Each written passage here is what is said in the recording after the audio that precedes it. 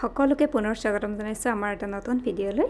আৰু কেইটামান দিনৰ পিছতে এতিয়া উইণ্টাৰ ছিজনৰ গুটিখিনি বা কাটিং যিখিনি থাকে ৰুব পৰা কাটিংবোৰ ৰুবলৈ হ'বই আৰু কেইটামান দিনৰ পিছতে নাৰ্চাৰীৰ পৰা উইণ্টাৰ ছিজনৰ ফুলো পোৱা যাব, ফুলৰ পুলিবোৰ পোৱা যাব আৰু সেই বুলিয়ে মই কেইটামান কাটিং ৰুইছোঁ আৰু কিনো কাটিং ৰুলোঁ সেইখিনিকে আপোনালোকৰ লগত অকণমান শ্বেয়াৰ কৰোঁ বুলি ভাবিলোঁ। এইখিনি হৈছে ক্ৰিচেণ্টেমামৰ কাটিং, সৰু সৰু আগবোৰ মই এনেকৈ কাটি লৈছোঁ। এইখিনি অৱশ্যে ৰাতিপুৱাতে কাটি ল'লোঁ, ৰাতিপুৱা অকণমান সময় পাই পেলাই বাৰীত ফুলনিত সোমাইখিনি যি কাটিং পচাব লাগিব সেইখিনি কাটি ল'লোঁ। তাৰপিছত বাকী ঘৰৰ কামত লাগিলোঁ। চুনাকক স্কুলৰ পৰা আনি মেলিহে এতিয়া পিছবেলালৈহে এইখিনি ৰুবলৈ লৈছোঁ। অকণমান শুকাই যোৱা নিচিনাই হ'ল আৰু এইকেইটা হৈছে মানি প্লেণ্টৰ কাটিং, মাৰ্বল মানি প্লেণ্ট আৰু এটা নিয়ন গ্ৰীণৰ মানি প্লেণ্ট আৰু কেইটামান ইয়াতে আছে মাদাৰ্ছ অফ থাউজেণ্ডছৰ পুলি দুটামান আৰু আছে বেগনিয়াৰ দুটামান কাটিং। এইখিনি ঘৰৰে ওচৰৰ এঘৰৰ পৰা বিনিময়ত মই কেইটামান বেলেগ ধৰণৰ পুলি দি এইকেইটা কাটিং তেওঁৰ পৰা আনিছোঁ। এতিয়া গোটেইখিনি পচাম তাৰ আগতে মই এতিয়া অলপমান পানী লৈছোঁ, 5 লিটাৰমান পানী লৈছোঁ। ইয়াতে মই এণ্টিফাংগাছ যিটো আছে পাউডাৰ চাফ তাৰে আধা চামুচমান মই ইয়াতে মিলাই গুলি ল'ম আৰু সেই পানীখিনিতে মই অলপ সময় এই গোটেই কাটিংখিনি যিখিনি কাটিং মই ৰুবলৈ লৈছোঁ সেইখিনি অলপ সময় তিয়াই থৈ দিম যাতে কোনো ধৰণৰ ফাংগাছ ইনফেকশ্যন নহয় আৰু পোক পৰুৱা কিবা আছে যদিও গোটেইখিনি মৰি যায়। সেয়েহে মই এইখিনি এনেকৈ তিয়াই ৰাখি থৈ দিম আৰু সেই তিয়াই থোৱা সময়টোলৈকে যিখিনি মাটি মোৰ লাগিব বালি মাটি এইখিনিৰ পচাবৰ কাৰণে সেইখিনি ৰেডি কৰি ল'ম। ইয়াত এইখিনি জবা কাটিং আছে, জবা হাইব্ৰিডৰো আছে, লোকেলো আছে আৰু অলপমান মিনি ৰ'জৰ কাটিং আছে আৰু বাকী এইখিনি ইন্দ্ৰমালতী, এইখিনি হাইব্ৰিড লোকেল চব মিক্স হৈ আছে। কি আছে কাৰণ এতিয়া ফুলি থকা নাই যে ধৰিব পৰা নাই, গোটেইখিনি মিক্স হৈ আছে। এইখিনি কাটিং আজি ৰুবৰ কাৰণে উলিয়াই লৈছোঁ আৰু লগতে আৰু বহুত বেলেগ বেলেগ নতুন কাটিঙো কিছুমান ৰুম, সেইখিনি পিছলৈ দেখুৱাই আছোঁ ভিডিঅ'টোলৈ। প্ৰথম এইখিনি ৰুই লওঁ। এই দুটা মই পুৰণি গামলা লৈছোঁ প্লাষ্টিকৰ। এই দুটা গামলাত আগতে ফ্লক্স ৰোৱা আছিল, এতিয়া ফ্লক্স ৰোৱাটো শেষ হ'ল, এতিয়া সেইকাৰণে খালী হৈ পৰি আছিল। তাতে মই ইয়াৰ বালি লৈ ল'লোঁ, একেবাৰে মিহি বালিটো লৈছোঁ। বালি মই বেছিকৈ বালিয়ে লৈছোঁ, মানে 90% বালিয়ে লৈছোঁ। তাতে মই শুকান গোবৰ লৈছোঁ 10%, মানে গামলাটোৰ আধাতকৈ অলপ বেছিকৈ গোটেইখিনি মিলাই লৈছোঁ। একেবাৰে ভৰ্তিকৈ লোৱা নাই কাৰণ উঠাই মেলি নিবলৈ ইফাল সিফাল নিবলৈ দিগদাৰ হ'ব আৰু সেইকাৰণে অলপ কমাই লৈছোঁ কাৰণ যিমানখিনি প্ৰয়োজন হয়, কাৰণ কাটিংবোৰ ইমান ডাঙৰ নহয়, সেইকাৰণে অলপ 1-2 ইঞ্চি লুকাই থাকিলেই হ'ল বালিত। আৰু এইখিনি ৰুটেক্স ট্ৰে লৈছোঁ, এইখিনি জবা আৰু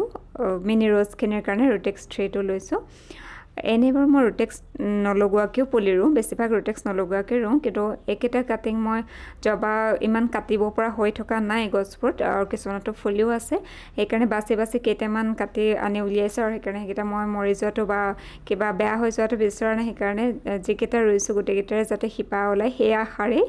ৰুটেক্স অলপ লগাই দিছোঁ, এণ্টিফাংগাছো দি দিছোঁ। আৰু ইচ্ছা কৰিলে যিখিনি মাটি বালি ৰেডি কৰি লোৱা হয় তাতো চাফ অলপমান বা হালধি গুড়ি অলপমান মিলাই দিলে ভাল হয়, তেতিয়া পোক পৰুৱাৰ আক্ৰমণটো নহয়। আৰু মই এণ্টিফাংগাছত এনেকৈ জুবুৰিয়াই লৈছোঁ যে সেইকাৰণে ইয়াত আকৌ বেলেগকৈ দি দিয়া নাই। আৰু যিহেতু মই গামলাটোত এনেকৈ বালি লৈ লৈছোঁ, গোবৰ বালি মিক্স কৰি লৈ লৈছোঁ,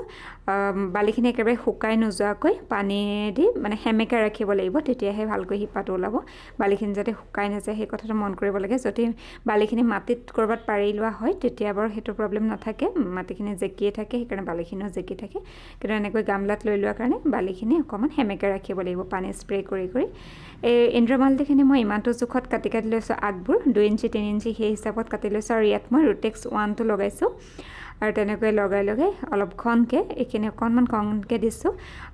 কাৰণ সৰু পুলি, কিন্তু জবা আৰু গোলাপখিনি অকণমান সেৰেঙাকৈ দিছোঁ, কিন্তু এইখিনি ঘনকৈ এনেকৈ গোটেইখিনিতে দি দিম। আৰু এতিয়া আপোনালোকে ক্ৰিচেণ্টেমাম ঘৰত আছে যদি যোৱা বছৰ এই সময়ছোৱাতে ৰুই ল'ব পাৰে ধুনীয়াকৈ কাটিং, খুব ধুনীয়াকৈ বাচে এইখিনি আৰু খালি বৰষুণ বেছি পৰিলে বেয়া হৈ যায়। আৰু এইকেইটা হৈছে এৰেন্থেমামৰ দুটা ভেৰাইটি আছে, দুটা কালাৰৰ আছে, বৰ ধুনীয়া হয় দেখিবলৈ। আৰু পাতটোৰ ৰংটো একেবাৰে পুৰঠ হোৱাৰ পৰা একেবাৰে কোমল পাতটোলৈকে ৰংটোৰ বেলেগ হৈ আহি থাকে, পাতৰ ৰংটো দেখিবলৈ ধুনীয়া লাগে। যিমানে জোপোহা হৈ যায় সিমানে বেছি ধুনীয়া লাগে আৰু এনেকৈ কেইবাজোপাও থাকে আৰু এতিয়া ফুলনিখনৰ সৌন্দৰ্যটো দুগুণ কৰি তোলে। ইয়াৰ এটা ব্লেক এৰেন্থেমাম আৰু এটা ৰেড এৰেন্থেমাম আছে দুটা ইয়াৰ আৰু বেলেগ ৰং পোৱা যায় আৰু ইয়াত ফুলো ফুলে অলপ অলপ সৰু সৰুকৈ বেঙুনীয়া ৰঙৰ ফুল এটা ফুলে অলপ দীঘলীয়াকৈ ফুলে মানে কপৌৰ ফুলৰ পাহিবোৰ যেনেকুৱা অকণমান তেনেকুৱা হয় তেনেকুৱা ফুল এটা ফুলে কিন্তু যেতিয়া কিনি আনিছিলোঁ যোৱা দুবছৰ মানে হ'ল এইখিনি কিনি আনোতে বহুত সৰু পুলি এটা আছিল সেইকাৰণে কাটিং কৰিব পৰা ভালকৈ হোৱা নাছিল এতিয়া অকণমান ডাঙৰ হৈছেগৈ বাৰু আৰু এইখিনি হৈছে ডেভিলছ বেকবোন এইকেইটাও খুব সহজতে হয় সৰু সৰু কাটিঙৰ পৰাই ধুনীয়া পুলি হৈ যায় মই কেইটামান কাটিং এনেকৈ ৰুই থৈছিলোঁ এয়া এইখিনি শিপা ধুনীয়াকৈ ওলাইছে বাঢ়িছেও এয়া বেলেগকৈ ডাঙৰ টাবত ৰুব পৰা হৈ গ'ল ইয়াত 2-3টামান আছে সৰু এটা টাবত দিয়া আছে 4 ইঞ্চি এটা টাবত দিয়া আছে এইখিনি বেলেগ টাবলৈ দি দিম আৰু এইকেইটা হৈছে অল্টাৰনেটাৰ কেইটামান কাটিং এইখিনিও ধুনীয়াকৈ শিপা ওলাইছে এইখিনিও বেলেগকৈ ৰুব পৰা হ'ব এইখিনি মই 1 মাহমান হ'ল 1 মাহমানৰ আগতে সৰু সৰুকৈ চিকুটি কেইটামান ডাল ৰুই দিছিলোঁ এটা ডালৰ পৰাই মানে এটা ডাল আনিছিলোঁ বেলেগ এঘৰৰ পৰা তাৰ পৰাই কাটি ৰুই দিছিলোঁ কেইবাটাও কৰিলোঁ তাৰ লগতে এৰেন্থেমামৰ কেইটামান কাটিং দিয়া আছে সেইকেইটা কাটিং এতিয়া শিপা ওলাইছে বহুত বেছি শিপাও ওলোৱা নাই মানে বেলেগকৈ ৰুব পৰা হোৱা নাই অলপ অলপকৈ শিপা ওলাইছে এইকেইটা 20 দিনমান 18 দিনমান হৈছে ৰোৱা অলপ অলপকৈ শিপা ওলাইছে কিন্তু তাৰে এটামানত আকৌ অলপ পাতো ওলাইছে মিহিকৈ পাত এটা ওলাইছে সেইটো চাগে অলপ বেছিকৈ শিপা ওলাইছে নেকি উঘালি এতিয়া নাচাওঁ বাৰু কিন্তু হৈছে প্ৰতিজোপা গছ বা ফুলৰ কাটিং ৰোৱাৰ ভিডিঅ' বা পচোৱাৰ ভিডিঅ' নতুন পুলি কৰাৰ ভিডিঅ' আপোনালোকৰ লগত শ্বেয়াৰ কৰাৰ আগতে মই সেই গছজোপাৰ ডাল ৰুই চাই লওঁ যদি তেনেকুৱা ধৰণৰ বা মাটিত বা তেনেকুৱা এটা পৰিৱেশত যদি ধুনীয়াকৈ ডালটো খুব কম সময়তে বা সহজতে গ্ৰ' হৈছে ভালদৰে শিপা ওলাইছে ধুনীয়াকৈ পাত ওলাইছে বা পুলিটো হৈছে তেতিয়াহে মই আপোনালোকৰ মাজলৈ ভিডিঅ'বোৰ আগবঢ়াই দিওঁ তাৰ আগতে দিয়াৰ আগতে মই নিজে ঘৰত দুটামান কৰি চাই লওঁ ভাল ফল পালেহে আপোনালোকৰ মাজলৈ আগবঢ়াই দিওঁ আৰু মোৰ এই ভিডিঅ'খিনি ফুলৰ বিষয়ে বা ফুলৰ পুলি নতুনকৈ কাটিঙৰ পৰা কৰাৰ বিষয়ে এইখিনি শিকোৱাৰ ভিডিঅ' নহয় আচলতে মই যিখিনি ঘৰত কৰি আছোঁ কেনেকৈনো কৰি আছোঁ সেইখিনিকে আপোনালোকৰ লগত শ্বেয়াৰ কৰোঁ যদি সেইখিনি চাই পেলাই আপোনালোক কোনোবা আগ্ৰহী হয় তেতিয়া মোৰ ভাল লাগিব যে এনেকৈ কাটিঙৰ পৰা কৰিছে ময়ো কৰোঁ বুলি তেনেকুৱা সেইখিনি মোৰ ভাল লাগে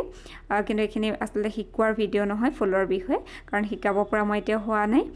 এইখিনি খুব সহজতে কৰিব পৰা আচলতে ডালৰ পৰা কৰিব পৰা গছ হয় খুব সোনকালে হয় এইখিনি মই কোনো ধৰণৰ ৰুটেক্স নিদিয়াকৈ কৰিছোঁ খুব ধুনীয়া হৈছে এতিয়া যিখিনি মই এৰেন্থেমামৰ কাটিং ল'লোঁ সেইখিনি বেছি দীঘল হৈ আছে অলপ দীঘলকৈ থাকোঁতে মই কাটি দিছোঁ যাতে সেই কটা অংশৰ পৰাই আকৌ কোঁহবোৰ ওলাই নতুন ঠাল ঠেঙুলি ওলাই গছজোপা মেইন গছজোপা জোপোহা হৈ যায় তেনেকৈ হোৱাকৈ কাটি দিছোঁ আৰু এইকেইটা সৰু সৰুকৈ কাটিং ৰুলেই হৈ যায়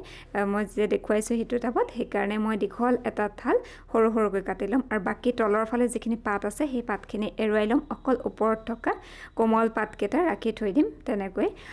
এটা দীঘল এটা ডালৰ পৰাই 3-4টাকৈ এনেকৈ ডাল সৰু সৰু ডাল উলিয়াই বালি গোবৰ বা কেঁচুসাৰ এনেকৈ মিক্স হোৱা এটা টাবতে গোটেইখিনি ৰুই থৈ দিম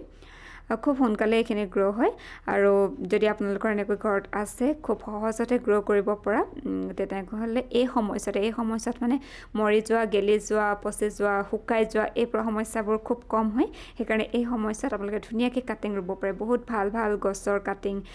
যিবোৰ নাৰ্চাৰীত বহুত দামো লয় তেনেকুৱা ধৰণৰ কাটিঙো আপোনালোকে ঘৰতে খুব সোনকালে খুব সহজতে একো লাগি থাকিব নালাগে এনেকৈ ৰুই হোৱাৰ পিছত সেমেকা কৰি ৰাখি বেছি বৰষুণ বেছি ৰ'দৰ পৰা বচাই পেলাই ৰাখি কোনোবা এটা চুকত থৈ দিলে খুব সহজতে শিপাবোৰ ওলাই আহে আৰু যিকেইটা মই অল্টাৰনেটাৰৰ কাটিং ৰুই থৈছিলোঁ সেইখিনি এতিয়া শিপা ধুনীয়াকৈ ওলাইছে সেইকেইটা বেলেগ টাবলৈ মই দি দিম আৰু তাতে যিখিনি এৰেন্থেমামৰ কাটিং ৰুই থোৱা আছে সেইকেইটা তেনেকৈ থৈ দিম আৰু অলপ শিপাবোৰ বাঢ়ক নতুনকৈ আৰু পাত ওলাওক তাতে মই গোবৰ সাৰ মাটি এইবোৰ দি পেলাই সেই টাবটোতে বাঢ়িব পৰাকৈ যাতে বেলেগ টাবলৈ আৰু দিবলগীয়া নহয় তেনেকৈ ৰাখি থৈ দিম আজিলৈ ভিডিঅ'টো ইমানেই ধন্যবাদ